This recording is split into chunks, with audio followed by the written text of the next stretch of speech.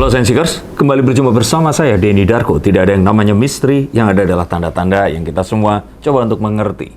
Megawati dan Jokowi ini bertemu di Istana Merdeka. Dan ini adalah sesuatu yang sangat menarik karena ini terjadi. Apa yang dilakukan oleh Jokowi di Jawa Tengah dengan kode-kodenya membawa Prabowo Subianto dan Ganjar Pranowo ini berjalan menyeberangi sawah. Sedangkan Menteri Koordinator yang lainnya itu menjaga jarak di belakangnya. Kita juga melihat bagaimana Mas Anies yang mulai berkampanye ke sana kemari, terakhir di Surabaya, yang sempat mengalami penolakan untuk melakukan kampanyenya di dalam masjid, tapi terus kemudian terjadi, tapi saya juga kurang mengikuti apa yang terjadi, tetapi ini sepertinya berkaitan sekali dengan banyak hal yang terjadi akhir-akhir ini. Paling tidak itulah yang ada di pikiran masyarakat. Nah, tapi apakah betul itu yang dibicarakan oleh mereka? Karena jelas mereka berdua pasti membahas perihal presiden dan pencalonan wakil presiden nanti. Kita akan lihat menggunakan kartu dan mencoba untuk menembus dinding Istana Negara untuk mengetahui apa yang sebenarnya mereka bicarakan. Yang pertama di sini saya lihat bahwa sepertinya PDIP masih tetap dalam rel mereka untuk belum mengumumkan capres dan cawapres versi mereka. Seperti kita ketahui, hanya PDIP yang memiliki satu kewenangan atau kekuatan sendiri untuk mengumumkan capres dan cawapres mereka. Dan ini seperti akan terus dijaga paling tidak hingga akhir 2023 ini nanti. Sehingga kita akan lihat bahwa ini baru akan diumumkan di awal 2024 nanti, di detik-detik terakhir, di sekitar 14 Februari kalau tidak salah 2024 akan dilakukannya pendaftaran capres dan cawapres. Dan ini mungkin tidak di hari itu, tapi akan dilakukan mendekati hari yang bersangkutan. Bahwa tidak mengumumkan itu sebenarnya adalah cara mereka untuk mengumumkan. Tidak mengumumkan adalah strategi mereka untuk melakukan apa yang mereka nanti akan harapkan dilakukan oleh lawan politik mereka. Apa yang kira-kira akan lawan politik mereka lakukan. Tapi sebelum saya akan membahas tentang apa yang akan dilakukan oleh lawan politik, kita akan tahu bahwa Pak Jokowi sendiri tidak akan memberikan kode-kode yang definit. Kode-kodenya itu nggak akan kode keras. Kodenya ini pasti akan kode-kode tipis-tipis yang harus diartikan dan sudah dipastikan akan disangkal oleh PDIP. Apa yang dilakukan Pak Jokowi beberapa waktu ke belakang di akhir tahun 2022 hingga yang kemarin itu sebenarnya sudah cukup jelas untuk orang-orang yang mengamati bagaimana panggung politik di Indonesia ini itu dilakukan. Dan mungkin seperti itulah style politik di era seperti sekarang ini tadi. Saya akan katakan begitu karena kita akan lihat menggunakan kartu yang berikut. Tapi sebelum itu, kita akan tahu bahwa politik di era milenial seperti ini mengedepankan bahasa politik yang tabur dan tuai. Jika dulu sesuatu direncanakan jauh hari, terus kemudian dipersiapkan dengan matang dan dieksekusi untuk mendapatkan hasil selama beberapa hari ke depan, maka kali ini apa yang akan dilakukan ini harus secara spontan atau paling tidak terlihat seperti itu. Dan hasilnya pun ini akan terjadi secara instan. Jika berhasil ini akan menjadi viral, jika tidak mungkin ini akan menjadi blunder yang malah akan harus kita perbaiki. Tapi yang pasti di sini kita masih akan lihat Pak Jokowi ini masih akan menunjukkan kode-kodenya. Kode-kodenya tentu saja masih akan tipis dan mulai akan mengeras. Ini nanti akan menuju ke akhir 2023 nanti. Tentu saja di situ antara menyantap katanya ada sayur lodeh, nasi goreng seafood di sini. Ini pasti Bu Mega ini mulai untuk mempertanyakan. Jadi Pak Jokowi ini apa kira-kira yang akan dilakukan? Atau jangan-jangan apa yang dilakukan oleh Pak Jokowi ini tidak diberitahukan dahulu kepada Bu Mega. Nah, kira-kira Pak Jokowi dan Bu Mega ini masih tetap dalam satu rel atau mereka ini sebenarnya saling tidak memberitahu tentang apa yang akan dilakukan? Saya melihat bahwa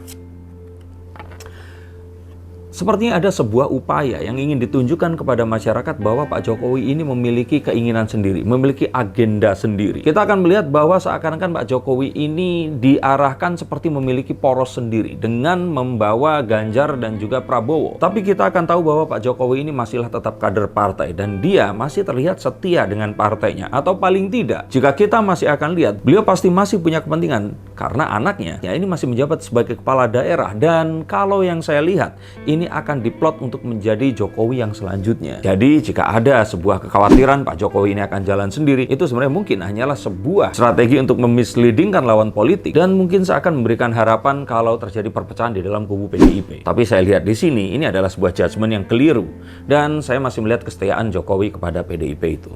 Nah, berbicara tentang politik itu tadi, kita katakan bahwa politik sekarang ini berbeda dengan zaman dahulu. Ada politik panggung depan dan politik yang di belakang ini akan seperti apa. Dan dengan kompaknya trio Mega, Jokowi, dan Ganjar ini membuat orang semakin bertanya-tanya. Dan apapun yang dilakukan, anehnya elektabilitas Ganjar Pranowo ini tetap naik. Bahwa saya melihat di sini mungkin ada kesengajaan untuk mendelay diumumkannya Ganjar Pranowo sebagai capres agar ledakan elektabilitas yang akan muncul ini akan terjadi menjelang pemilu. Ditakutkan jika dimunculkan sekarang, maka seperti halnya kurva parabola, dia pasti akan turun saat mendekati pemilu nanti. Maka mungkin saya lihat di sini ada masuknya konsultan politik mungkin di dalam kubu PDIP untuk memberitahukan langkah yang harus dilakukan, termasuk di dalamnya adalah mendelay pengumuman capres dan cawapres. Dan karena memiliki kekuatan untuk bisa menebarkan kode-kode itu tadi, maka mungkin ini akan dimainkan terus hingga akhir 2023 nanti. Nah, tadi saya janji akan membongkar apa yang akan diharapkan oleh PDIP terhadap lawan politiknya dari kode-kode palsu yang diberikan ini tadi.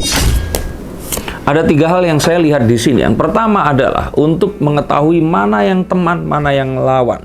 Dengan tidak diumumkannya, maka kita akan melihat bahwa orang-orang ini tadi yang ditakutkan menjadi lawan politik, baik yang terselubung maupun tidak, ini akan bisa terlihat dengan jelas. Itu yang pertama. Yang kedua di sini adalah upaya untuk menaikkan elektabilitas Mbak Puan Maharani. Karena otomatis jika nanti diumumkan misalkan Ganjar Pranowo, otomatis Mbak Puan ini pasti akan lebih turun lagi elektabilitasnya. Sehingga sebelum itu terjadi, ini adalah kesempatan yang baik. Maka daripada itu salah satunya Pak Jokowi tentu saja dibisiki untuk kemarin sudah mengendorse Mas Ganjar. Kenapa nggak sekarang coba untuk mengendorse Mbak Puan juga agar bisa lebih banyak menang atau lebih menang banyak sepertinya. Dan ini sah-sah dan wajar saja karena memang mereka masih dalam satu payung politik yang sama. Dan yang ketiga, ini yang paling penting, adalah dengan mereka mendelay mengumumkannya, maka lawan politik ini pun akan tidak berani untuk mengumumkan cawapresnya. Karena jelas kita melihat penyesalan di kubu Partai Nasional Demokrat yang sudah kadung menyalonkan Mas Anies Baswedan di sini menjadi capres mereka. Mungkin kita lihat adanya keuntungan di saat ini Mas Anies keliling dari satu tempat ke tempat lain. Tetapi kembali ke yang pertama tadi, bahwa jika ini dilakukan sekarang, maka 3, 4, 5, 6 bulan lagi mungkin masyarakat akan lupa.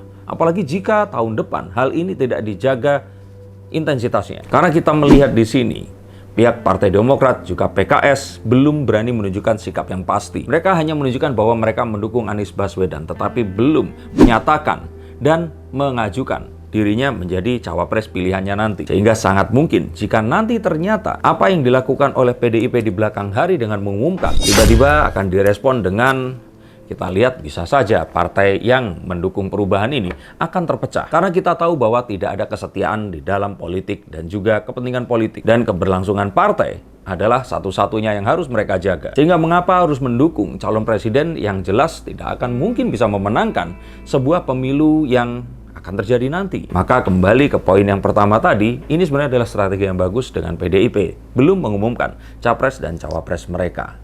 Dan ini pun juga sesuatu yang sepertinya disetujui oleh Pak Jokowi karena dengan tidak mengumumkannya, maka friksi terjadinya perpecahan di dalam masyarakat untuk mendukung mana dan mana ini tidak terjadi lebih cepat, sehingga pemulihan pembangunan yang terjadi karena pandemi ini masih harus tetap dilakukan dan bisa dilakukan lebih baik lagi. Bayangkan jika ternyata capres dan cawapres sudah diumumkan dan masyarakat terbelah menjadi dua seperti 2014 dan 2019, maka orang sudah langsung berpindah waktu seakan-akan 2024 itu ditarik maju 1 tahun. Dan pasti pemerintah akan kesulitan dalam upaya pembangunan yang dilakukannya saat ini. Sedangkan kita tahu bahwa meskipun nanti akan terjadi pemilu, tapi pembangunan ini masih terjadi dan masih banyak masyarakat di pelosok Indonesia yang masih membutuhkan dan memerlukan adanya pembangunan di daerah mereka. Dan maka saya lihat bahwa ini semua tidak akan terjadi sebuah pengumuman yang pasti. Ini masih akan tetap ditimbang-timbang dan semuanya masih akan tetap dibuat bingung dengan apa yang akan terjadi. Dan kalaupun menanti adanya sinyal yang terdekat, saya pikir ini baru akan diumumkan mungkin 2 atau 3 bulan lagi. Betul, saya akan lihat nanti akan diumumkan atau kode keras ini akan muncul kira-kira di awal Juni. Mungkin kita akan lihat lebih tepatnya di hari kelahiran saya, 1 Juni 1977, oh bukan, 2023 nanti, apa yang akan terjadi. Dan mungkin ini seperti kalau dibuka tabir, nih buka tabir sedikit demi sedikit. Kira-kira siapa capres dan cawapres yang akan diusung oleh PDIP nanti. Dan selama itu, Mas Anies ini akan berkeliling Indonesia dan melakukan apa yang diharapkan oleh PDIP. Melihat siapa yang akan mendukungnya, yang otomatis mereka pasti yang akan berlawanan pandangan politiknya dengan PDIP ini tadi. Kadang saya tuh berpikir jangan-jangan Mas Anies ini sebenarnya ada di pihak PDIP juga, tapi dia seakan-akan dibuat berseberangan agar bisa mengetahui mana yang teman, mana yang lawan. Tapi itu mungkin teori saya. Gimana teori kalian? Tuliskan pendapat kalian di bawah sini. Tapi yang pasti kita harus ingat, masih tersisa 1 tahun lagi. Penting untuk apa? Untuk mengejar ketertinggalan kita setelah 3 tahun. Kita dihantam oleh pandemi dan Indonesia melakukan pembangunan tidak cepat seperti apa yang diharapkan. Terima kasih untuk kalian yang selalu menonton tayangan saya. Silahkan subscribe dan bagikan jika ternyata konten ini bermanfaat. Sampai jumpa dan salam untuk keluarga kalian.